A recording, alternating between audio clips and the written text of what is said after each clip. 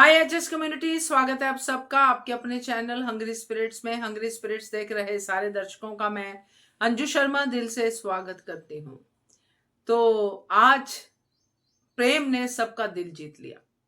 प्रेम ने जो अनुपमा के लिए डिफेंस रखा है वो देख के हम सब तो खुश हो गए, मगर राही खुश नहीं हुई, ना ही उसकी सास ख्याति। तो प्रेम को तो ख्याति ने प्रसाद दे दिया, 2 थप्पड़ जड़ दिए, मगर जो पब्लिक ने थप्पड़ जड़े हैं ख्याति राही के मुंह पे, वो तो देखना सुनना बनता ही है। चलिए सुनते हैं आपके रिव्यूज। पहले वही निवेदन, जिन्होंने अभी तक चैनल को सब्सक्राइब नहीं किया है कर लीजिए, साथ में दोस्तों बेल आइकॉन दबाइएगा ताकि आपको हमारे वीडियोस के नोटिफिकेशन मिलते रहें। चलिए शुरू करते हैं सुचि रवि जी के इस वीडियो से। नमस्ते अंजू जी, नेवन जी, मैं सुचि रवि अनुपमा के लिए सॉरी, पहले डिस्टर्बेंस हो गया था, उसे मुझे डिलीट करना पड़ा और दूसरे 7 मिनट 6 सेकंड हो गया था, तो मैं थोड़ा ज़्यादा ही हो गया, तो इसलिए मुझे डिलीट करना, मैं फिर से कर रही हूँ। अच्छा किया बापू जी ने और भारती ने, सही कहा, क्योंकि शुरू से जब पंडित जी नहीं कर पाए वही उसे क्या निभाना पड़ा, डांस फिर से शुरू करना पड़ा, क्योंकि कान्हा जी के एक्चुअल स्क्रिप्ट राइटर तो वही है। मिलाने के लिए, उसको समझाने के लिए यही तरकीब निकाला था। लेकिन मैं क्या समझती हूँ, जो नीयत खराब होता है ना, अगर कर्म भी अच्छा नहीं है तो भाग्य ही बुरा होगा। और आप एक इंसान को कितने कोसेंगे, कितना और बात करेंगे, ये मुझे समझ में नहीं आता। जिंदगी भर कोई कोसेंगे बजाय तभी थोड़ा सा देख पाए कि एक लड़का कैसे मर गया, अचानक कुछ चंटों में पड़ गया, वो कैसे किसी अनुपमा वजह बन सकती है। ये क्यों नहीं सोचते ये लोग? सब पढ़े लिखे लोग हैं, सब पढ़े लिखे लोग हैं, और जो माँ का नहीं हुआ ना, वो किसी और को नहीं हो सकता है। क्योंकि हर एक रिश्ते होते हैं, क्योंकि एक जरिया होते हैं। आपके जीवन में कोई रिश्ता है, एक इंसान आए तो एक वजह होती है, क्योंकि हम उससे सीख सकते हैं और सिखा सकते हैं, हम जरिया बन जाते हैं। एक्चुअल स्क्रिप्ट राइटर तो कान्हा जी है, ये क्यों नहीं समझ आता? आप कितने कोसेंगे? ये लोग कोतारीस और बशास सिर्फ परेशानी देते हैं अनुपमा को, किसी और को नहीं देते। उसके बस देते हैं, और अनुपमा सबको खुशियाँ देती है, सबको मदद की। जो इंसान जोड़ने आता है रिश्ता, वो कैसे तोड़ सकती है? ये इतनी सी बात क्यों नहीं समझ आता? ये मेरे समझ से बाहर है। और ख्याति कितना और गिरेगी। और राही मुझे लगता है अदला बदला हुआ है। वो कोतारी की बेटी लग रही है, और प्रेम प्रार्थना अंश अनु का बेटा बेटी लग रहे हैं। और भारती ने सही कहा कि आप बेमिसाल हो। अब कितने औरतों को प्रोत्साहित किया था, कर रही है अभी भी, और उसको बताना चाहिए। क्यों बताना चाहिए यार? किसको?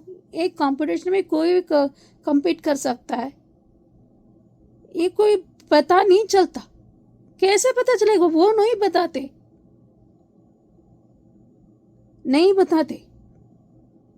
अगर पता हो तो क्या हुआ? उसको पैसा चाहिए थे, वो जरूरत के लिए, अपने लिए नहीं, मेहनत करके जीत कर वो पैसे से उसे सर्जरी करना था, इसलिए वो कर रही थी। ये इतनी सी बात क्यों नहीं समझ आता? ये मेरे समझ से बाहर है। अभी ये जानबूझकर राही ने किया है। जो नियत खराब हो और कर्म खराब हो तो भाग्य भी बुरा होगा। इतना अच्छे माँ बाप को अलग किया था, ये इंसान कहने की भी लायक नहीं है। कौन सी लॉयल्टी? जैसे मुझे तो शौक लगा कि अब मेरी शादी हो गई तो लॉयल्टी मेरे साथ होना चाहिए, माँ से साथ नहीं होना चाहिए। लॉयल्टी कोई जागे का चीज़ होता है क्या, कि आप इससे इतना ही लॉयल्टी रख सकती हो, आप मुझसे यही मेरा एतबार रख सकती हो, मैं यही कर सकती हूँ? माय गॉड, या ये किरदार को और कितना गिरेंगे यार, देखते। बिल्कुल आपने सही कहा सुचि जी कि हम सब तो जरिया हैं। सेम सीरियल्स में भी जरिया होते हैं कैरेक्टर्स और खेलने वाले होते हैं कान्हा जी। तो जो भी कुछ हो रहा है वो तो खेल ही है कान्हा जी का। जैसे सीरियल में बोला भी जाता है कि हर रिश्ता एक जरिया है। तो आपकी बातें सही हैं। बहुत अच्छा आपका रिव्यू और आपका जेस्चर भी बहुत अच्छा था, जो आपने तंग होके ऐसे करके किया, मजा आ गया देख के। तो ऐसे ही होता है जब बंदा तंग आ जाता है। तो बाकी एक और चीज कहूंगी, अगर आपका रिव्यू 7 मिनट 10 सेकंड तक चला जाता है तो उसको वापस मत कीजिए। मैंने पहले भी सुना आप वापस मेहनत करती हैं, बहुत प्यार आता है आप पे जब आप ऐसी बात कहते हैं कि आपने वापस रिकॉर्ड किया, क्योंकि आप मेरे टाइम की वैल्यू करती हैं। बट मैं आपको कहूंगी कि 7-10 सेकंड तक जो मशीन है वो रख लेती है, बट उसके बाद वो डिलीट हो जाता है अपने आप, ऑटोमेटिकली हो जाता है। तो 7-10 तक अगर हो जाता है, बाय चांस ना हो तो अच्छा है, हो जाए अगर बातें बातें करते हुए, तो आप डिलीट मत कीजिए, उसी को भेजिए। तो थैंक यू सो मच सुचि जी। आगे बढ़ते हैं, सुनते हैं अगला ऑडियो। हेलो एचएस मेंबर्स, मैं अंजू मिस्त्री। आज का एपिसोड मैंने प्रेम के लिए देखा, ना अनुपमा के लिए ना राही के लिए। बोलने का मन तो नहीं है लेकिन भड़ास निकालनी, इसलिए ज़रूर बोलूँगी। एपिसोड की शुरुआत हुई स्टेज पर से राही के स्टुपिड इशारे के साथ कि रुक जाओ, मुझे तुम्हारी ज़रूरत नहीं है, और सब ने मुंह फेर लिया आबादी को छोड़ के बर्बादी के पीछे जाने के लिए। पिछली बार ख्याति ने इल्ज़ाम लगाया था कि अपनी माँ और ससुराल में से किसी एक को चुनो। विदिन अ सेकंड राही ने अनुपमा को कल्प्रिट साबित कर दिया था। आज प्रेम को साबित कर रही है ख्याति के इल्ज़ाम पर। क्यों? ये राही और उसकी सास ने सीरियल में और सीरियल के बाहर मेरा जीना हराम करके रखा है। और ये क्या बोल रही थी राही कि मेरी इतनी दिनों की तपस्या के बाद मुझे फल मिला। अरे कौन सी तपस्या की तुमने तो यज्ञ किया है। हवन कुंड में पहले अनुपमा की आहुति डाल दी, आज प्रेम की डाल रही हो। क्या चाहिए तुम्हें? ख्याति की हमदर्दी? तो जाके चाट लो। राही को ना खुद को विक्टिम बना के सिंपैथी गेन करना बहुत अच्छे से आता है। बचपन से देखा है हमने। और आज क्या बोला ख्याति ने कि उस मनहूस औरत को देख के मेरे सारे घाव ताज़ा हो गए। गलत। तुम जैसी पूरी की पूरी मनहूस जमात को देख के अनुपमा के घाव ताज़ा हो गए। इतनी मुश्किल से 8 महीनों बाद उसने मुस्कुराना सीखा था। तुम तो ऐश कर रहे थे कोठारी खानदान में, डायमंड ज्वेलरी पहन के। क्या बिगड़ गया तुम्हारा? बेटा ही तुम्हारा, और जिंदा था कब वो तुम्हारे लिए? वरना दूध में बच्चे को ना अलग करता है। आज इतना दिखावा कर रही हो कि मेरा बेटा चला गया। छोटे से बच्चे का, पड़ोसी का भी हो तो कोई छोड़ता नहीं है। तुमने अपने बेटे को छोड़ा, आज महान बनने की कोशिश कर रही हो। नॉनसेंस। आज प्रेम मुझे बहुत अच्छा लगा, इतना अच्छा कि इसकी हर बात मेरे दिल के आर पार चली गई। कोई तो है जो अनुपमा से हमदर्दी रखता है और उसका वकील बनता है। पहले समर था जो अनुपमा के लिए हर किसी से भिड़ जाता था, आज प्रेम है। बीच में टीटू था या नहीं मुझे पक्का याद नहीं है, पर कोई नहीं। जो अनुपमा को जानते हैं वो इस नमूने के लिए अनुपमा से दूर क्यों रहेंगे? अनुपमा सुकून है और ये शोर है। अनुपमा को देखा नहीं कि बहस बहस बहस और बहस। अनुपमा ये, अनुपमा वो। अरे क्या करे तुम्हारे लिए? खुदकुशी कर ले क्या? तुम्हें अनुपमा से प्रॉब्लम है ना, तो ये महान काम तुम सब मिलके क्यों नहीं कर लेते? आज तो मुझे ऐसा लग रहा है कि जैसे वो अहमदाबाद में जो प्लेन क्रैश हुआ था वो अहमदाबाद में ही गिरा था ना, तो ये कोठारी और शाहस के घर पे क्यों नहीं गिरा? पूरी की पूरी टीम ही ख़त्म हो जाती, कितना अच्छा होता। और ख्याति ने किस बात पे प्रेम को थप्पड़ जड़ दिया? तुम्हें तुम्हारा बेटा मिला क्योंकि अनुपमा ने उसे समझाया कि माँ क्या होती है, वरना आज भी वो बाहर ही भटक रहा होता। और ये अनुपमा मुझे सच में समझ नहीं आई क्यों आज हार मान के बैठी है। इसकी सोच, इसकी समझ, इसकी अकल, सही और गलत के बीच का फ़र्क ये भूल क्यों गई है? राही के सामने तुम्हें कुछ दिखता नहीं है क्या? भारती की बात आज कितनी सही थी कि अनुपमा अगर ये कह रही कि माँ हर जगह माँ ही होती है तो बेटी भी हर जगह बेटी ही होनी चाहिए। मौका परस बेटी क्या होती है? क्या कहते हैं? सिचुएशनल बेटी। जब फ़ायदा है तो माँ बना दो, जब नुकसान है तो दुश्मन बना लो और दुश्मनों के साइड आके खड़े हो जाओ। वाह! और वो बेटी जो आज तक कभी बेटी बनी ही नहीं, तो आज क्या बनेगी? उसे तुम्हारी बेटी बनने में इंटरेस्ट था ही कब? छोटी थी तब ठीक था, माया के बाद वो कभी बेटी नहीं बनी है। एक बात का गुस्सा मुझे ये आया कि भारती के समझाने पर अनुपमा राही से मिलने के लिए मान गई। क्यों? कौन है राही? राही की औकात क्या है? राही जज है, प्रोड्यूसर है, फाइनेंसर है। राही एक कंपेटिटर है। तो इस वक्त अनुपमा को कंपटीशन पे ध्यान देना चाहिए था, अपने परफॉर्मेंस पे ध्यान देना चाहिए था, ना कि राही के सामने वो मर्सी पिटिशन डाल चली गई थी कि मुझे माफ़ कर दो, मेरी जान बख्श दो, मेरे को नाचने जाना है। नॉनसेंस। ये राही को अपनी माँ से इतना ऊपर क्यों बता रहे हैं? वो बेटी है, सास नहीं है, भगवान नहीं है, यमराज नहीं है, कोई धर्मात्मा नहीं है। वो ना भगवान, ना जल्लाद, ना यमराज, वो तबाही है। तबाही, तबाही नहीं, सुनामी है वो। क्यों चाहिए अनुपमा को राही की परमिशन कि मैं नाचने जा रही हूँ, मेरी मजबूरी क्या है? क्यों बतानी तुम्हें? 8 महीने तुम्हारी मजबूरी कोई पूछने आया है तुमसे कि तुम जिंदा कैसे थी, अब तक जिंदा कैसे हो, बिना घर, बिना परिवार, बिना पैसे के? वो बेटी तुम्हारा अंतिम संस्कार कर चुकी है, तुम्हें सामने मिलने पर चुल्लू भर पानी में डूब मरने की सलाह दे चुकी है। उसके लिए तुम्हें क्यों देनी है दलील? मत दो जवाब उससे, कुछ क्लैरिफिकेशन क्यों चाहिए? वो क्या फैसला करने बैठी है तुम्हारा? ये बेटी नहीं है, ये बवाल है, ये बवासीर है, ये भी कह सकते हैं। चलिए अभी कल मिलते हैं, बाय बाय। बहुत प्यारा आपने जो नाम दिया है अनुपमा और राही के एक्सप्रेशन को, मजा आ गया सुन के अंजू मिस्त्री। सारा ऑडियो बहुत अच्छा था, मगर ये वाकई सुकून देने वाली लाइन थी कि अनुपमा सुकून है और राही शोर है। ये फीलिंग को आपने वही का वही एज इट इज बता दिया जैसा लोग फील करते हैं। अनुपमा को देख के क्या फील होता है और राही को देख के क्या फील होता है, बहुत अच्छा। मगर लास्ट बॉल में जो आपने सिक्सर मारा है कि ये राही बेटी नहीं बवासीर है, ये तो कमाल ही था। तो मजेदार रिव्यू आपका और हर पॉइंट आपका बिल्कुल सही। Thank you so much for wonderful review. आगे बढ़ते हैं। हेलो अंजू जी, नवीन जी नमस्ते, और सभी को सुजाता का प्यार भरा नमस्ते। आज का एपिसोड देखा, ठीक था। ये राही ने जो प्रेम पर इल्ज़ाम लगाने शुरू किया और आज जो प्रेम ने उसको जवाब दिए हैं वो मज़ेदार था। क्या कह रही है राही कि जो है तुम्हारी लॉयल्टी मेरी तरफ होनी चाहिए थी। तुम किसके प्रति लॉयल हो ये तो बता दो। तुमने जिस माँ ने तुम्हारे को अडॉप्ट किया, जिस बाप ने तुम्हें इतना करा, तो जब तुमने उनकी खुशियाँ नहीं देखी, उनका प्यार नहीं देखा, तो तुम उम्मीद करते हो कि तुम्हें खुशियाँ मिलेंगी। वाह अरे वाह, वाह राही वाह, सच में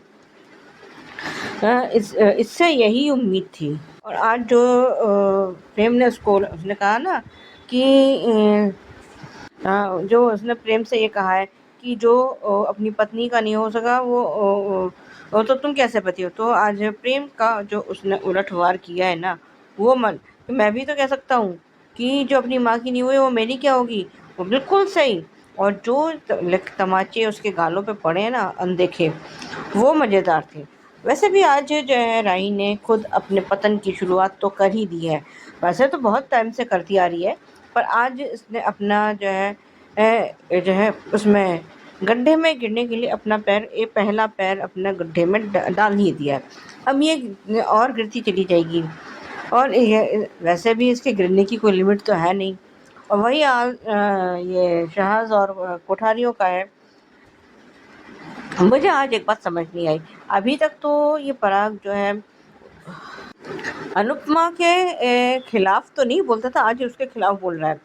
और ख्याति क्या कह रही है कि जो है उसने मुझसे मेरा बेटा छीन लिया।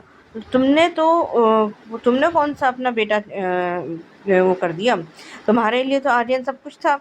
उसके जाने के बाद तुमने कौन सा प्रेम की तरफ कभी उसको भी देखा कि वो भी इस घर में है। प्रार्थना तुम्हारे अपने घर से बाहर दूर रह रही है। तुमने इन दोनों के लिए क्या किया है? बस ये दिखावा कर लिया कि जो है मैं वो नंगे पैर मंदिर जा रही है, चढ़ावा चढ़ा रही है। ये अनुपमा थी जो प्रेम को और आर्यन को दोनों को घर लेकर आई थी। पर इतनी और आज जब प्रेम ने अनुपमा की अच्छाई गिनानी मतलब अच्छाई बोला कि आप लोगों के साथ उसने क्या क्या अच्छे करा है, तो सबके होठ सिल गए। और आज ये बापूजी ये सबके सामने क्यों नहीं बोलते हैं, पीछे ही अनुपमा का साथ देते हैं क्या? और आज ये राही अपनी हरकतें भूल गई है क्या? कि जब ये आद्या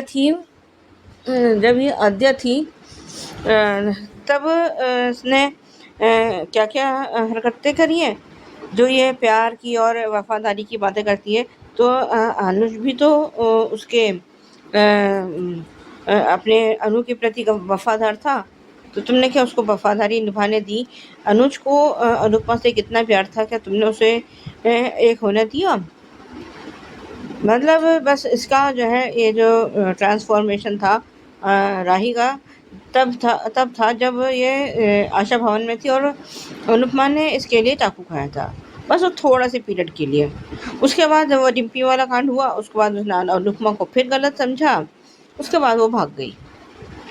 पर इसको अपनी गलती का भी तक रियलाइजेशन है ही नहीं, ना कभी होगा।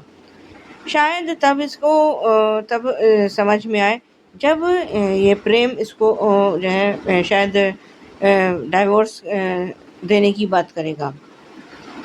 और क्योंकि वो भी जो है प्रेम इसको बहुत ज़्यादा दिन तक झेल नहीं पाएगा। और इसका इसका ठीकरा भी राही जो है अनुपमा के सर डाल देगी कि मम्मी की वजह से मेरा डाइवोर्स हो रहा है। पर हर बार जो है मम्मी कारण नहीं होती, तुम्हारा खुद का बिहेवियर भी तो देखो। तुम और कितनी नफरत भर रखी है, मतलब उसकी अच्छाई तो इसको कभी दिखती ही नहीं है अपनी सच में। और अब तो देखना अब ये है कि राही और कितना नीचे गिरती है। वतन की शुरुआत तो उसने अपनी कर दी, लेकिन अब देखना ये है कि ये और कितना नीचे गिरती है। सच में आज तो राही को देख के जितना घिन आ रही है ना, मैं कभी ऐसे शब्द बोलती नहीं हूँ, लेकिन आज मेरे मुंह से निकल रहे हैं। वो जो है बर्दाश्त के बाहर हो रहा है, उसको देख के घिन आ रही है वास्तव में। और जब इसने प्रेम ने समझाने की बहुत कोशिश कर ली, उसके बाद उसने कहा भी है कि मैं ना तो अनुपमा को अपने सामने देखना चाहती हूँ और ना ही अपने जीवन में। तो फिर अगर जब तुम्हारे साथ अब कुछ बुरा होगा और अनुपमा ना हो तो मम्मी मम्मी करती है उसको ढूंढने मत लगना, और ना ही कभी उसके पास जाना। अपने इन शब्दों को याद रखने की कोशिश करना कि तुमने क्या कहा था कि जो है मैं अपने जीवन में अनुपमा को नहीं देखना चाहती। शाबाश। और आज जो बापूजी ने समझाया है, भारती ने समझाया है उसको, वो अच्छा था। और बापूजी ने कहा ये कहना कि भाई ये भी तो तुम्हारे बच्चे जैसी है और इसको तुम इसके लिए वो कर रही हो ना, तो करो डांस। और खैर किसी तरह से अभी अनुपमा राही से बात करने के लिए मानी तो है। अब आगे अभी देखते हैं आगे क्या होता है।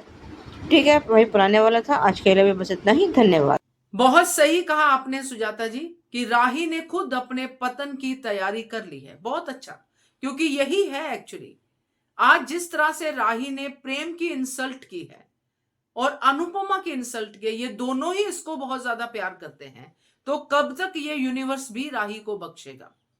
अब इसने कर्मा की वो लिमिट पार कर दी है जिसके बाद सिर्फ और सिर्फ पतन होता है। तो ये पतन इसीलिए बचा हुआ है क्योंकि ये दो लोग राही के जो आसपास है ये अच्छे कर्मा करने वाले हैं। तो राही को अब इस पतन का तो सामना करना पड़ेगा। बहुत अच्छा review Sujata ji, thank you so much. आगे बढ़ते हैं। नमस्ते अंजू मैम, नमस्ते नवीन सर और मेरी सभी फ्रेंड्स को रेखा सक्सेना की नमस्ते। मुझे दो बातें कोई समझा दे, मुझे समझ नहीं आ रही। पहली, आर्यन की डेथ में अनुपमा कसूरवार कैसे? उसको तो एक दिन पहले ही पता चला था और आर्यन ने हाथ भी जोड़े थे, वो भी सिर्फ सुबह तक रुकी थी। क्या ड्रग्स अनुपमा ने खिलाई? क्या उसको ओवरडोज दिया गया? और जो माही को पहले से पता था उससे कोई क्वेश्चन क्यों नहीं करता? और ख्याति, जिसको पला पलाया बेटा मिल गया, वो भी अनुपमा की बदौलत, वो अपने बेटे को क्यों नहीं समझ पाई कि वो कष्ट में है? पेट में दर्द तो शादी के दौरान भी हुआ था। अनुपमा तो दूर बैठी अपने बच्चों के दुख को समझ पाती है। तो कौन है कसूरवार? दूसरा, राही की अपनी माँ से इतनी नफरत करने की वजह। क्या राही इसलिए नाराज है कि उसे आश्रम से अडॉप्ट क्यों किया गया? या जब वो छोटी थी तो उसको कार एक्सीडेंट से क्यों बचाया? या जब वो अमेरिका में थी तो उसे गुंडों से क्यों बचाया? या जब वो साइको मेगा के पास थी तो अनुपमा ने अपने पेट पर चाकू का घाव सहकर उसको क्यों बचाया? और जिस कोठारी परिवार की दुहाई दे रही है ना राही, उस परिवार की बहू सिर्फ अनुपमा की वजह से बनी है। ना अनुपमा 10 लाख देके द्वारका से उठाकर अपने पास लाती, ना ही उसे प्रेम जैसा पति मिलता। लेकिन आज सच में प्रेम ने दिल जीत लिया। उसने राही के साथ साथ कोठारी और शाह परिवार को भी आड़े हाथों लिया। सब एहसान फरामोश निकले, खास तौर से शाह परिवार। अगर अनुपमा के एहसान गिनने चलोगे ना तो गिनती भूल जाओगे। और एहसानों के बदले शाह परिवार ने अनुपमा को क्या दिया? बेइज्जती, बेरुखी। साथ ही पति और बेटी गृहस्थी सब शाह परिवार के एहसान फरामोशी में स्वाहा हो गए। ख्याति कोठारी जो आज इस समय चीख चिल्ला रही है, वो कहीं सड़क पे मर खप गई होती जब पराग ने उसे घर से निकाला था। आज जिस आर्यन की दुहाई दे रही है ना, वो मिला किसकी बदौलत है? अनुपमा की वजह से। वापस घर में पराग के दिल में जगह बनाई किसने? अनुपमा ने। लेकिन ना पराग को याद है, ना ख्याति को याद है, लेकिन प्रेम को याद है। अनुपमा के एहसान कि जब वो परिवार की बेरुखी से सबसे दूर अकेला था तो अनुपमा ने उसको सहारा दिया, उसको छत दी, पेट भरने को खाना दिया और कमाने के लिए नौकरी दी। और सबसे बड़ी बात, प्रेम को राही भी मिली, लेकिन पहले अनुपमा मिली और अनुपमा ने अपनी बेटी को प्रेम को सौंपा, उसके प्यार को सौंपा। लेकिन आज नफरत में अंधी इरिटेटिंग राही के सर पर तो भूत सवार था। वो आज प्रेम की बात सुनने और समझने को तैयार ही नहीं थी। प्रेम ने सही करा, जो जिसको भी बताता वो वॉक ओवर कर जाता। इसलिए मुझे तो उसका डिसीजन सही लगा। और राही क्या कह रही थी कि जो अपनी पत्नी का नहीं बन सका वो क्या किसी और का क्या बनेगा? अरे तुम अच्छी पत्नी बन गई क्या? तुम तो, और दोनों खानदानों के सामने तुम प्रेम से जिस तरह से बदतमीजी से बात कर रही हो, तुम तो अच्छी इंसान भी नहीं बन सकी। और प्रेम ने सही कहा कि जब तुम अपनी माँ की नहीं बनी तो किसी और की क्या बनोगी? अरे बेटी, ये तो बेटी क्या ठीक से औरत ही नहीं बन पाई। औरत में भी इमोशंस होते हैं, लेकिन ये तो बस नफरत और गुस्से का पुतला भर है। राही सिर्फ कोठारी की बहू है, ना वो इंसान अच्छी है, ना वो बेटी अच्छी है, ना वो पत्नी अच्छी है, तो माँ तो क्या अच्छी बनेगी? अब जब लीला ने अनुपमा पर एलिगेशन लगाने की कोशिश करी तो प्रेम का बेआवाज थप्पड़ बा और मोटी बा उनके कलेशों को निशाना बनाकर और अनुपमा की अच्छाइयाँ बताकर। आज तो सच में प्रेम ने दिल जीत लिया। उधर अनुपमा टूटी बिखरी अस्त व्यस्त बिना जेवर के हारी हुई अनुपमा को सहारा दिया बाबूजी ने, बिल्कुल कृष्ण की भूमिका में सारथी बनकर। अनुज हमेशा कहता था कि बाबूजी आप हमेशा धृतराष्ट्र बने रहे, कृष्ण कभी बन नहीं पाए। तो बाबूजी आज आपको कृष्ण बनना है, अनुपमा का सारथी बनना है। जो अपने कुछ स्वार्थी लोग अर्जुन यानी अनुपमा के सामने खड़े हैं, उनसे मुकाबला के लिए प्रेरित करना है। और इसमें साथ देगी भारती। भारती हमेशा अनुपमा को समझती है। जब कौरवों ने पांडवों को 5 गांव देने से मना किया तो भगवान कृष्ण ने उन अपनों से अपने हक के लिए पांडवों को लड़ना सिखाया। अनुपमा बेटी बेटी करना छोड़ो, वो तो तुम्हारा तर्पण भी कर चुकी है, तुम अब उसकी जिंदगी में एग्जिस्ट नहीं करती हो। और अनुपमा अपने आप को कोसना छोड़ो, तुम तो हजारों महिलाओं की प्रेरणा स्रोत हो। तुम्हारे जीवन में अब सिर्फ कुछ सच्चे रिश्ते और भारती से किया गया वायदा और चौल की औरतों के लिए उम्मीद है। मैं राही का बार बार नाम लेकर अपने मुंह का टेस्ट नहीं बिगाड़ना चाहती, इसलिए अब सिर्फ अनुपमा को हिम्मत देनी है, अपने पराये का अंतर बताना है। अनुज भी इस हारी हुई अनुपमा को पसंद नहीं करेगा? क्या वो उसको नहीं पता कि उसकी बेटी की हरकतें कैसी हैं? और देखना अनुपमा, तुम सिर्फ अनुज को निस्वार्थ याद करती हो, लेकिन ये लड़की अपने पॉप्स का नाम डुबो कर रहेगी। Wait and watch. बाबूजी और भारती अनुपमा को कुरुक्षेत्र के मैदान से भागने नहीं देंगे। सरेंडर कर चुकी अनुपमा को अब उसके चौल के प्रति, भारती के प्रति कर्तव्य याद दिलाने हैं, उसकी हिम्मत याद दिलानी है।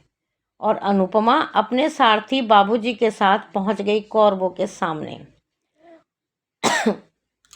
अनुपमा, आज दबना नहीं है, हिम्मत नहीं हारनी है। बहुत गलत सलत बोलेगी राही, लेकिन तुम्हें मुकाबला करना है। तुम गलत नहीं हो तो तुम गलत का साथ भी मत देना। आज के लिए इतना ही। Thank you very much Anju ma'am, thank you very much Naveen sir, thank you very much. आपके दोनों सवाल बिल्कुल करेक्ट है। एक तो आर्यन की डेथ का, और दूसरा जो आपने कहा है राही की नफरत को लेके। बहुत अच्छा रेखा जी, क्योंकि ये सब बातें दिमाग में आती हैं जब हम अनुपमा के खिलाफ राही के मुंह से कुछ सुनते हैं और ख्याति के मुंह से। तो ख्याति किस हक से कह रही है कि ये जो है मेरे बेटे की हत्यारन है। बहुत सही कहा आपने, बहुत बढ़िया, मजा आ गया सुन के। Thank you so much. आगे बढ़ते हैं। Good morning Naveen sir, good morning to all my lovely friends. Radhika बोल रही हूँ। यहाँ सारे के सारे कोठारीस और शास प्रेम के तरफ से प्रेम को अपने सवालों को जवाब के बांध छोड़ देते हैं, जहाँ प्रेम उन्हें सारी बात बता देता है, पर यहाँ कोई भी समझ नहीं पाता है प्रेम का पॉइंट ऑफ व्यू। यहाँ राही आज जो कह रही है कि प्रेम उसकी दर्द और उसकी तकलीफ़ नहीं समझ रहा है, पर प्रेम इतना उसे प्यार करता है राही से कि उसकी दर्द और तकलीफ़ को समझते हुए भी, और उसकी इस तरह से हरकत और इस तरह से सारे नखरे सहते हुए भी वो राही को अभी भी प्यार जो करता है, जिसके वजह से सब कुछ सहते आ रहा है। और ये अनुपमा को दुख नहीं देना चाहता है, जिसके वजह से ही अभी तक राही से जुड़े हुआ है वो। यहाँ ख्याति जो आज भी अनुपमा को और राही को दोषारोप दे रही है, जहाँ ये कहते हुए कि राही अनुपमा से शायद मिली, उसके कांटेक्ट में है, जहाँ राही प्रेम को दोषारोप दे रही है, पर एक तरफ प्रेम राही को डिफेंड कर रहा है अभी भी, ये कहते हुए कि राही ने तो अनुपमा से सीधी मुंह से बात तक नहीं किया। आज प्रेम ने सब लोगों को रियलिटी चेक दिया कि आप लोग भी कोई कम नहीं हैं, जहाँ सारा दोष एक ही पे मढ़ देते हैं। जहाँ अनुपमा एक इजी टारगेट है तो सारा दोष अनुपमा पे ही डाल देते हैं।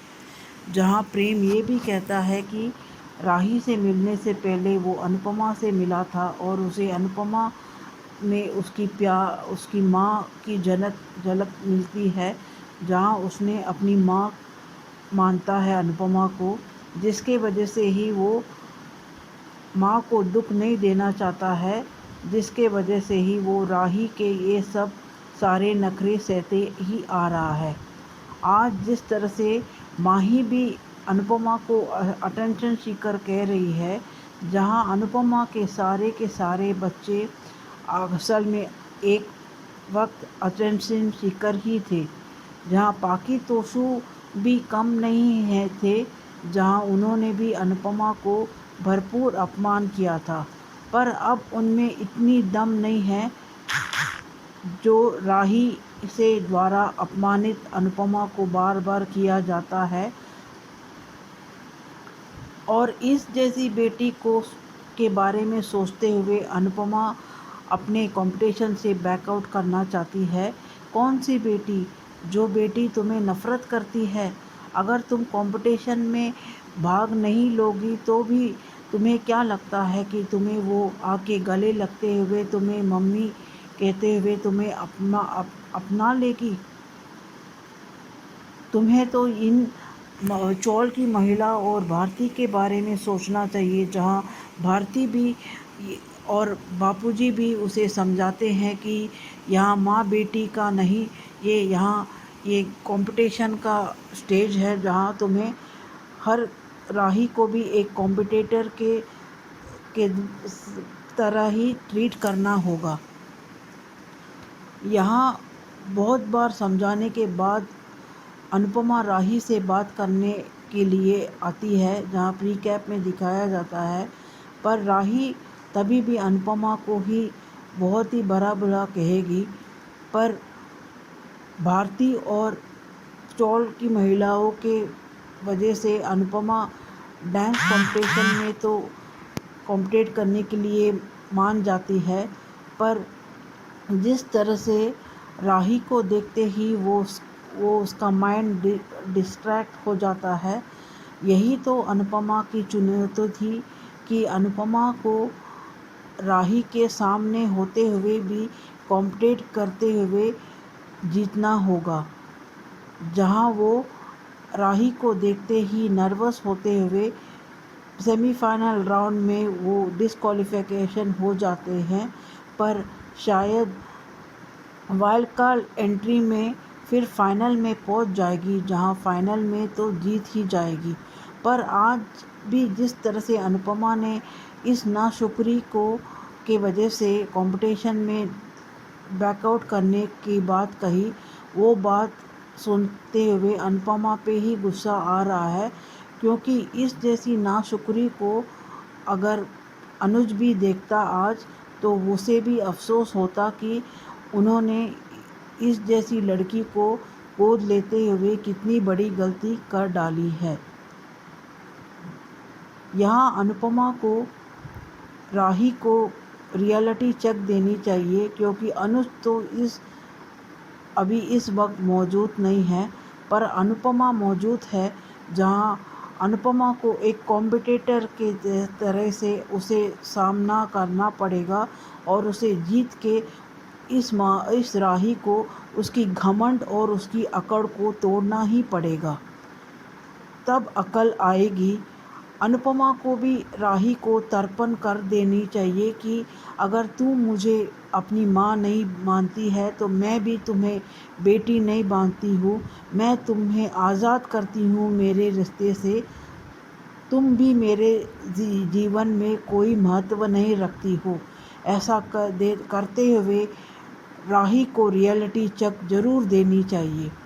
मुझे लगता है आगे जाके प्रेम राही को ऐसे ही रियलिटी चेक देगा कि तुम्हें शादी करते तुम्हें प्यार करने की बड़ी गलती मैंने कर डाली है, जिसके वजह से मेरा दम घुट रहा है और मैं आगे रिश्ता नहीं बढ़ाना चाहता हूँ। आगे देखेंगे आगे की ट्रैक। आज के लिए इतना ही। Thank you. बिल्कुल सही कहा आपने राधिका कि प्रेम ने रियलिटी चेक दिया है शाज और कोठारी को, और ये भी बात आपने बिल्कुल करेक्ट कही।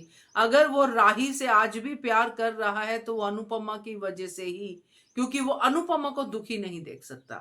सिर्फ एक बार प्रेम ने अनुपमा को दुखी किया, उसको लेके वो कितनी देर तक गिल्ट में रहा, जब तक उसने अनुपमा से माफी नहीं मांगी तब तक उसको सुकून नहीं मिला। इसलिए वो ये राही के नखरे भी सहन कर रहा है अनुपमा की वजह से। बहुत सही कहा आपने, थैंक यू सो मच। आगे बढ़ते हैं। Hello Anju ji, Naveen sir and all my friends, मैं ख्याति। आज का एपिसोड देखा, अरे बाप रे, मैंने तो सर पकड़ लिया कि क्या है ये लड़की, किस नागिल को पाला है तुमने अनुपमा, जो तुम्हें ही डस रही है। इतनी जहरीली बातें अपनी माँ के लिए कोई बेटी नहीं करेगी, जैसी बातें राही करती है। अरे वाह राही, वो लड़का तेरी माँ को डिफेंड कर रहा है और तू उसकी इज्जत उतार रही है। तू आश्रम में ही रहने लायक थी, बड़ी गलती हुई अनुज से तुझे उठा के लाए। राही के हाल भी अनु जैसा होने वाला है। ये कुछ दिन की मेहमान है कोठारी हाउस में। प्रेम को इस राही में क्या नजर आता है पता नहीं। उसने गलती की, राही से शादी करके कितनी बड़ी बात कह दी राही ने प्रेम से। वाह प्रेम, क्या लाइन बोली है और मुंह तोड़ जवाब दिया है कि जो अपनी माँ की नहीं हुई वो किसी और की क्या होगी।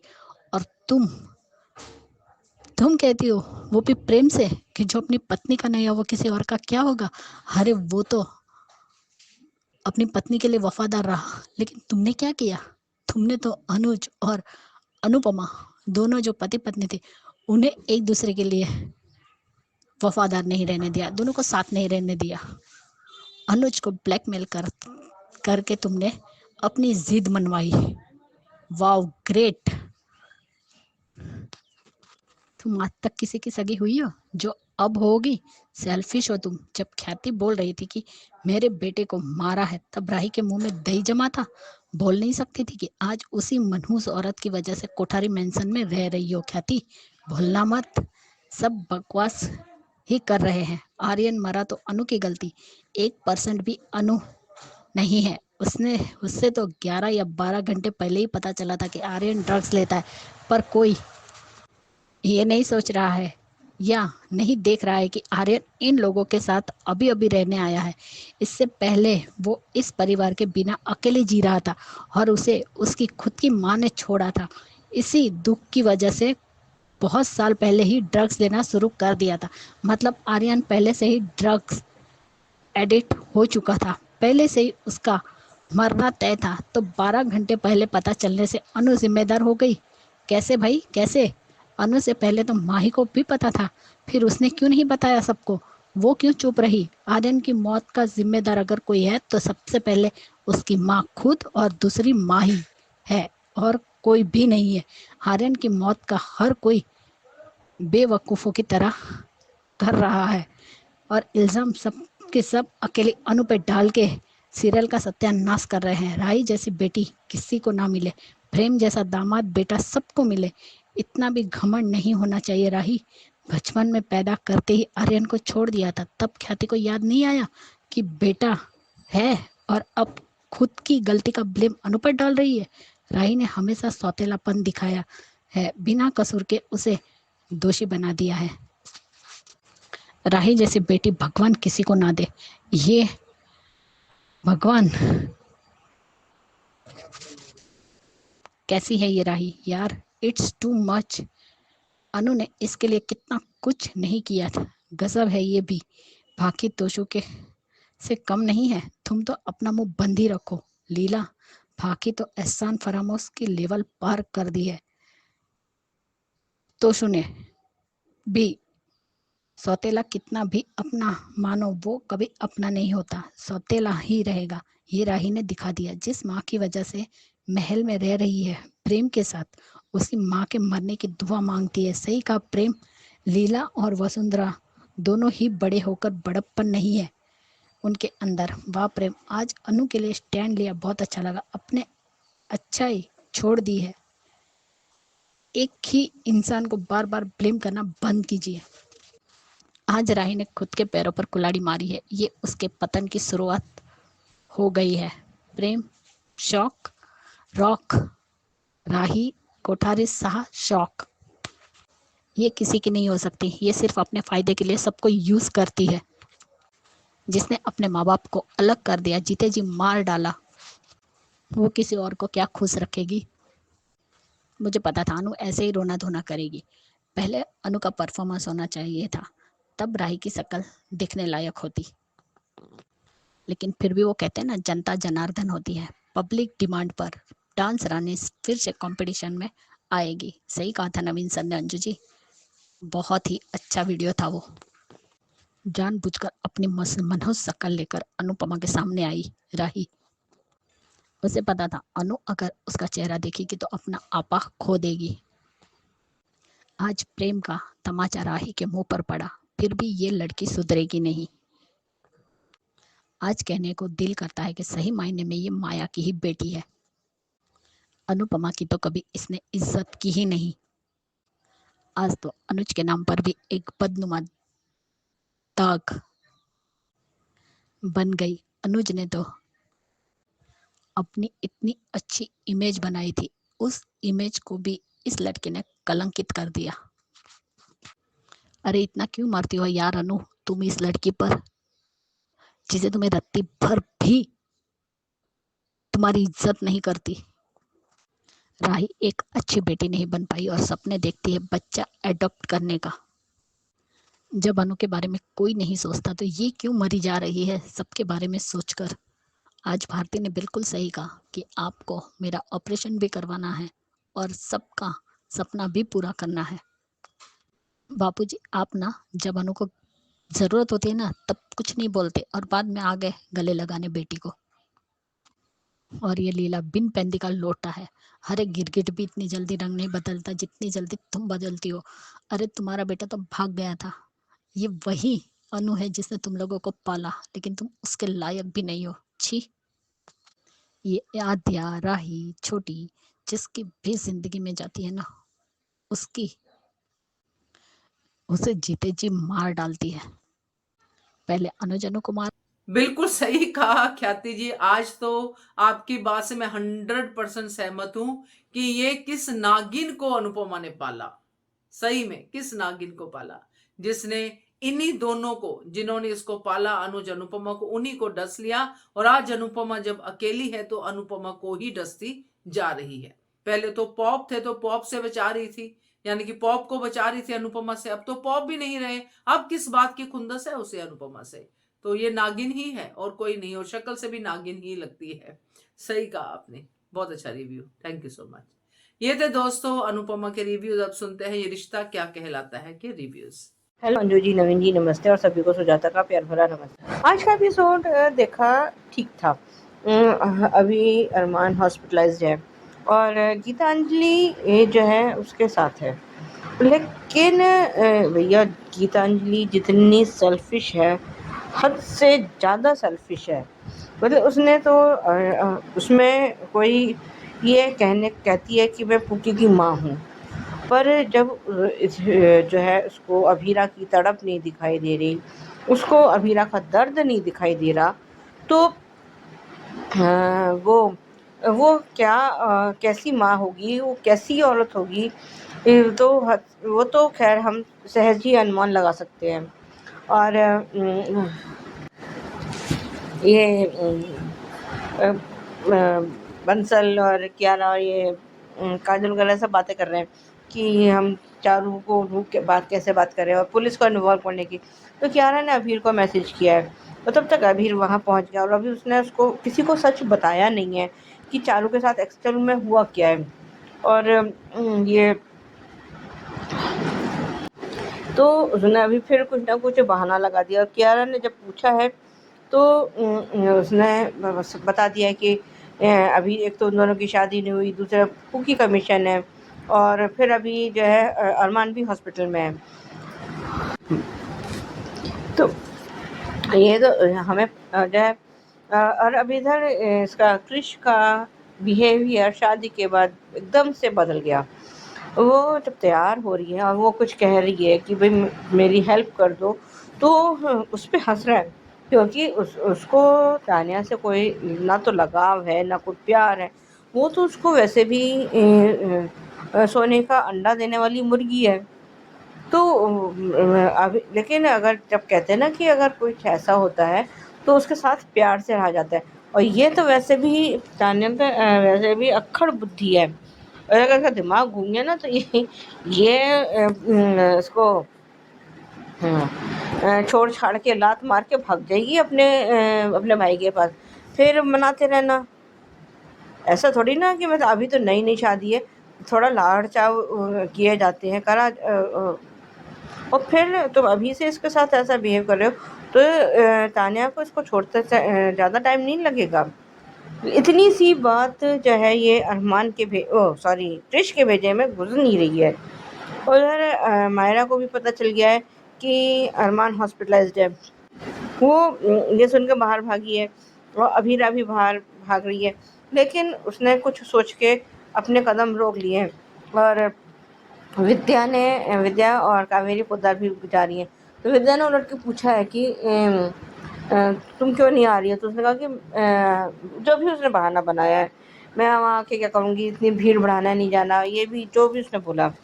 और अभी उसके मन में कश्मकश चल रही है कि वो जाए नहीं जाए। और जाती है तो कहीं अंशुमन को बुरा ना लग जाए। और ये अभी भी जब कश्मकश में है तो अंशुमन ने आकर उसको बोला है कि तुम जाओ, और इधर मायरा जो है रो रही है और अरमान को उठाने की कोशिश में है, लेकिन अरमान बेहोश है। और इसने अभीरा ने हॉस्पिटल में फ़ोन करके पता करने की कोशिश की है, लेकिन अब वो क्या अपना क्या रिश्ता बताए कि मैं उसकी एक्स वाइफ बोल रही हूँ या मैं क्या हूँ, उसकी क्या लगती हूँ, कुछ नहीं पता। और ये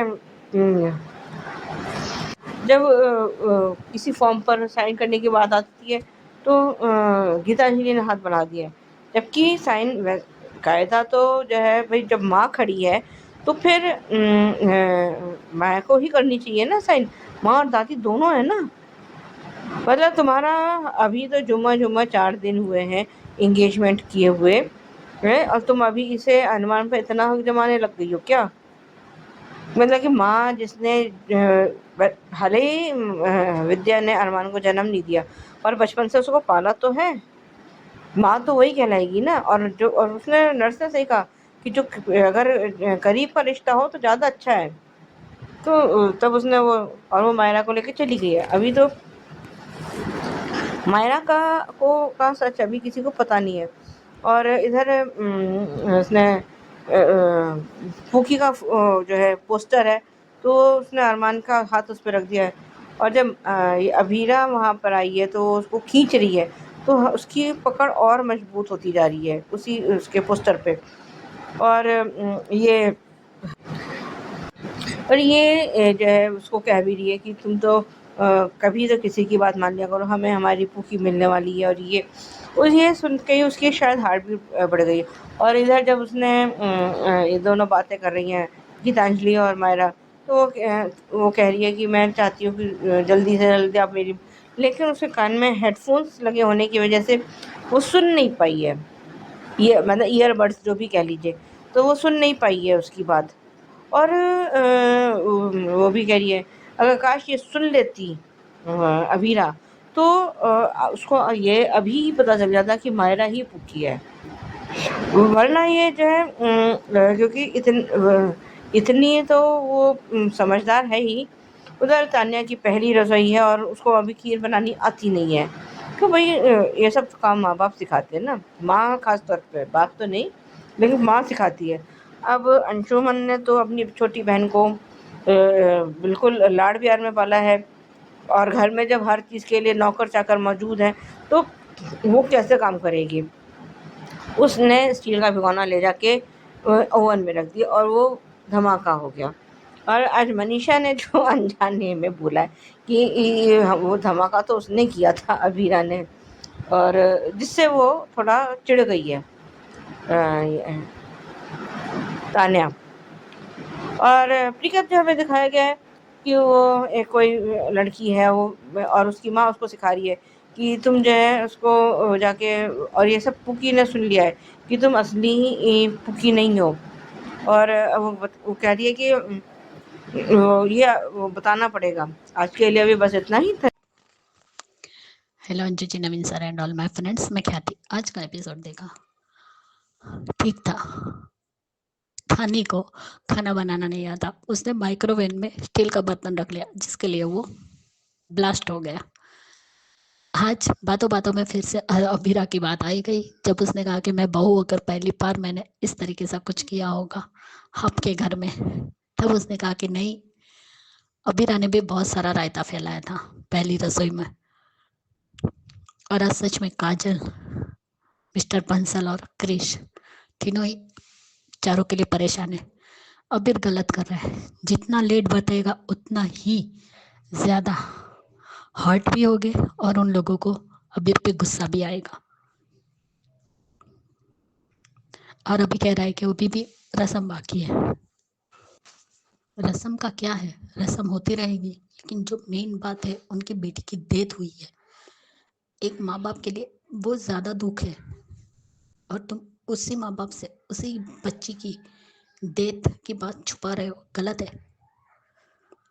आज मायरा की भी हालत गलत थी। अपने पापा को देख के बहुत बुरा फील हो रहा था। वो म्याऊं करती है लेकिन उसके पापा कोई जवाब नहीं देते। एक बच्चे के लिए मुश्किल ही होता है अपने पापा को इस हालत में देखना। और तुमने सही कहा गीतांजलि कि अरमान जमीन सॉरी अंशुमन जमीन आसमान एक कर लेगा लेकिन पूरी को पुकी को ढूंढ कर ही रहेगा। और ये तो होगा ही। तुम कितना भी कुछ कर लो लेकिन एक दिन माँ बेटी का मिलन होकर ही रहेगा। तुम इतनी स्वार्थी कैसे बन सकती हो? और यहाँ पर अबीरा कश्मकश है कि मैं जाऊं या ना जाऊं। चलो उसकी उलझन तो अंशुमन ने दूर कर दी, हो गई, लेकिन आज इतनी बड़ी बात अबीरा ने नहीं सुनी। जब पुकी ने कहा कि हम जल्दी से माउंट आबू चले जाएंगे, पापा ठीक हो जाएंगे तब, और आपकी और पापा की शादी करवा देंगे और आप मेरी ऑफिशियली मम्मी बन जाएंगी, तब गीतांजलि ने भी कहा कि हाँ मैं भी आपकी मम्मी बनना चाहती हूँ जल्द से जल्द। लेकिन हमारी अबीरा ने ये बात ही नहीं सुनी क्योंकि उसके कान में तो हेडफोन थे।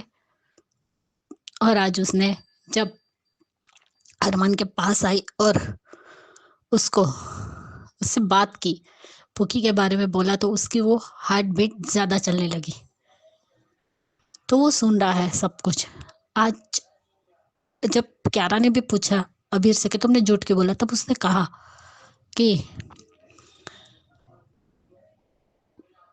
तुम्हारा भाई हॉस्पिटल में है। तब वो कहती मुझे भी मिलना है, तब वो भी साथ में जाता है। लेकिन अंशुमन को काम तो अच्छा कर रहा है पुकी को ढूंढने का, लेकिन सही कहा अबीरा, ये जब तुम्हारी पुकी है ही नहीं तो तुम्हें वो फीलिंग कैसे आएगी एक माँ वाली। और वो ये सब कुछ नोटिस भी कर रही है। बाद में जब वो मायरा को गले लगाती है तो उसे वो फीलिंग आती है क्योंकि मायरा तुम्हारी बेटी है, ये लड़की नहीं है। लेकिन इसका भंडार मुझे लगता है मायरा ही फोड़ेगी क्योंकि उसने तो सारी बातें ही सुन ली है। और ये औरत कैसी अपनी बच्चे को इस तरीके से भेजा है। अब वो उसकी बेटी है या फिर ऐसे ही कोई एनजीओ चलाने वाली लेडीज है जो इस तरीके से कर रही है। मुझे तो शायद माँ ही लग रही है। लेकिन इतना घटिया कैसे कोई हो सकता है? किसी और औरत की फीलिंग के साथ, एक माँ की फीलिंग के साथ तुम खेल रही हो। खुद एक माँ हो ना। फिर अब देखते मायरा इस सच का भांडा कब तक फोड़ती है। और यहाँ पर गीतांजलि भी बोल रही है, उससे बातें कर रही है कि हम चले जाएंगे और मैं नहीं चाहती कि मायरा का सच सबके सामने आए कि वो पुकी है। आप उठ जाए, मैंने आपसे कहा कि आप मायरा का सच नहीं बताएंगे तो आप तो सो ही गए, आप तो रूठ ही गए, बात ही नहीं कर रहे मुझसे। तो कैसे करेगा? तुम होती कौन हो इस बच्ची पर हक जताने वाली? क्योंकि 4 साल से तुमने उस बच्ची के साथ तुम रही हो, उसे बड़ा किया है इसलिए। लेकिन उस माँ का क्या जो 7 साल से तड़प रही है, वो तो तुम्हें नहीं दिख रहा है। आज विद्या ने भी कहा कि चलो अरमान जख्मी हुआ है, चलो कम से कम उसने फोन उठाकर बताया तो सही कि अरमान को सर में चोट लगी, और उसे वही चोट लगी जहां वो पहले एक बार वो टेबल की लगा था उसे, और वही डबल चोट लगी है। तो शायद जो मेमोरी लॉस वाली बात आ रही है, तो हो भी सकता है कि वो 7 साल वाली लाइफ भूल जाए, बच्ची को भूल जाए। वो तो देखना पड़ेगा कि बच्चे को भूलता है या नहीं। आ गया क्रिश अपने औकात पे। अब तो वो तानी की तरफ देखना तो क्या, ढंग से बात भी नहीं कर रहा है। यानी ये थोड़े दिन में फिर से उसकी बॉडी स्विमिंग पे जरूर आएगा मुझे लगता है। लेकिन वो एक चेतावनी अंशुमन की भूल गया, अगर उसकी बहन की आंखों में आंसू आए तो उसी दिन वो अपनी बहन को लेकर चला जाएगा। तो क्रिश संभल कर रहना, थानी को दुख दिया तो तुम भी सुखी तो नहीं रहोगे, तुम्हारी बैंड बजाएगा अंशुमन। आज वो उस और लड़की को डांट रही थी जिसने उसकी साड़ी छोटी हो गई जिसकी वजह से। इसलिए तो कृष्ण ने कहा ना कि कोई ढीला ढाला कपड़ा पहनो, तो वो बॉडी शेमिंग ही हुई ना। वो तो सोच ही रही कि ये कौन सा क्रेश है। जैसे आज वो किचन में भी आया कि मेरा दम घुट रहा है धुएं से। लेकिन सच में काजल ने अपनी बहू को संभाला और कहा कि मैं तुम्हें सिखाती हूँ। जब संजय ने कहा तुम्हें खाना बनाना नहीं आता तो कैसे आएगा, भाई ही था उसका और बाकी तो सारे नौकर थे, तो वो कहाँ सीखेगी बच्ची। मम्मी होती तो सिखाती। लेकिन आज सच में अबीरा के लिए बुरा लग रहा है कि इतनी बड़ी बात वो सुनते सुनते रह गई। अब कल भी फिर से हॉस्पिटल का ही सीन रहेगा, देखते हैं। लेकिन अबीरा के लिए तो बुरा लगता है, वो फंसी हुई है, उसे कुछ समझ में नहीं आ रहा है, पूरी तरह कंफ्यूज हो चुकी है कि मैं क्या करूं। अरमान से प्यार भी करती है और कहती है कि अब मेरा उसके साथ रिश्ता क्या है जो मैं उसके बारे में सोच रही हूँ। और एक इंसानियत के नाते सोच भी सकती हूँ, मैं इतनी कड़वी कब से बन गई। तुम कड़वी नहीं हो, हालात वैसे है। देखते हैं आगे क्या दिखाते। Bye Anju ji, Naveen sir, good night. एक बात है, हमारी मायरा स्मार्ट बहुत है। बाय। नमस्ते अंजू जी, नवीन जी। मैं सोच रही ये रिश्ता क्या कहलाता के लिए। ये मायरा बिल्कुल अबीरा की तरह, सब लोग आसपास घूमते हैं, इतनी सी बात क्यों नहीं समझते कि अबीरा जैसी दिखती है। हाँ, अरमान की बेटी तो अबीरा नहीं हो सकती है क्या? अबीरा की बेटी एकदम जेरॉक्स कॉपी है, हाव भाव, बात का तरीका, जिस तरह बात, पॉइंट, लॉ, दोनों वकील हैं। और सोल्यूशन जुगाड़, वो भी एकदम मिलजुल कर रहती है, वो ही बता देगी। और कुछ मुझे क्या लगता है कि जो बात हुआ है, जो वो अंशुमन को और अबीरा को बता देंगे। यूँ वो कानों से सुने की बातें फिर बता देगी। और मुझे ये हैरत की बात है कि कोई भी इंसान माइक्रोवेव में स्टील के बर्तन करते हैं क्या? इतनी सी बात है, कैसे? मेटल है ना, क्या बताऊं। फिर मुझे ये समझ में नहीं आता, जब आप किसी को एक इंसान की नज़र तो देखना चाहिए। समझती हूँ आसान नहीं होगा, लेकिन खुद से अपनी बात रख के कई बार अपने आप से बात करना ज़रूरी है कि हम सही कर रहे हैं या गलत कर रहे हैं, या एक फ्लो में कर रहे हैं, या ऐसे कुछ हो जाता है। पागल बोल सकते हैं, पर कई बार बेहतर होता है कि अपने आप से बात करना। और ये चारों की बातें क्यों कितने वो कौन सी मुहूर्त देख रहे हैं? ये तो चलते ही रहेगा। बहुत सी रस्में होंगी, हम नहीं होंगी, वो भी आते हैं, बट जो बनाना पड़ेगा ना। हम देखो क्या हो जाता है घर में, कुछ मौत होगा, कुछ मौत हुआ है, हम करीबी रिश्ते में मौत हुआ, तो उस चीज़ दूध उबाल के थोड़ा सा चीनी डाल के, बस साफन डाल के डाल देते हैं, ताकि हम वो उनके लिए कम ना पड़ जाए। वो दिन है अच्छा बुरा, एक दिन में 24 घंटे में 12 घंटे अच्छा हो सकता है, 12 घंटे बुरा हो सकता है। हाँ, मैं समझती हूँ कि हम मन नहीं करता होगा काम करने में, लेकिन कभी कभी हो जाता है, मन मार के कई बार कुछ चीज़ें करना पड़ता है। अगर नहीं हो पाता कोई बात नहीं, फल रख सकते हो, इसमें क्या है। ये बताना ज़रूरी है। ये जितने मतलब और डिले करेंगे और बात बढ़ जाएगा। ये बहुत गलत है कि ये और बढ़ेगी, जितना देर करोगे उतना ख़राब है। ये सब चीज़ें तुरंत बताना चाहिए। ठीक है, शादी होने के बाद बता सकते हैं ये सब होंगे, लेकिन ये इसके बाद आपको बताना पड़ेगा, ये तो बहुत बुरा होगा। फिर ये माँ बाप का हक है, और ये अभी और तान्या को ये देखना पड़ेगा। थोड़ा सा वो सब्र करेगी, लेकिन ज़्यादा दिन तक नहीं। देखते हैं अभी क्या करते हैं ये लोग, क्योंकि कम से कम पीनानो आना चाहिए। देखते हैं आगे क्या होता है। Thank you so much Sujata ji, Khyati ji और सुचि जी, आपके वंडरफुल रिव्यू के लिए। और सही कहा सुचि जी कि मायरा को देखकर समझ में क्यों नहीं आ रहा लोगों के कि ये जो है यही है पुकी, यही है अबीरा की बेटी। तो बढ़िया reviews, thank you so much. ऐसे ही भेजते रहिए और उम्मीद है कि आपके रिव्यूज को बहुत सारे ढेरों कमेंट्स मिलेंगे। तो देखते हैं और मजे लेते हैं। क्या कहते हो आप? Keep watching hungry spirits channel. Thank you so much. Subscribe to our channel by clicking the subscribe button. Click the bell button and enjoy the latest uploads from our channel.